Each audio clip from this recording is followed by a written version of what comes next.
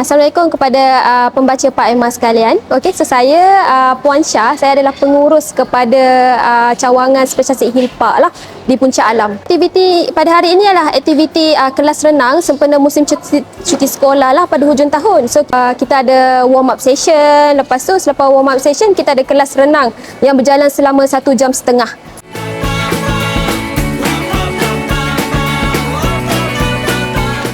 Nama saya Abdul Fattah bin Damahuri. Saya bapa kepada Hana Yasmin. Saya dapat info kelas renang ni daripada kawan saya. Nyatakan ada passion kepada kelas swimming kepada anak saya.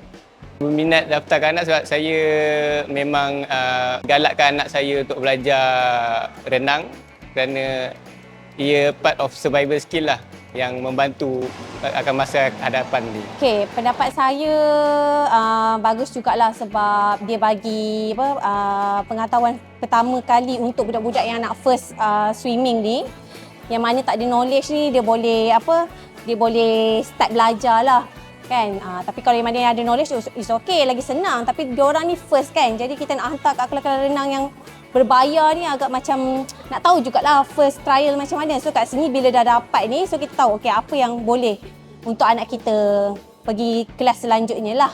Macam tu. So ada banyak manfaat sebenarnya hari ni punya kelas. Okey, dekat Splash Tastic ni, okey, Hilpak ni memang the best sangat. Tempat yang bersih, besar dan segala kemudahan dan ni semua lengkap dan cukup. Dan anak-anak paling happy dan enjoy dekat sini. Dan sampai semua tak nak balik.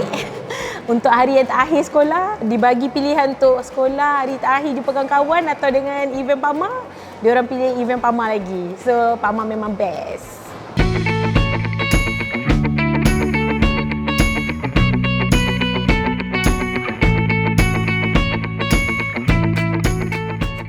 School break Pak Emma awesome. School break Pak Emma awesome. School break Pak Emma terbaik. Swimming class Pak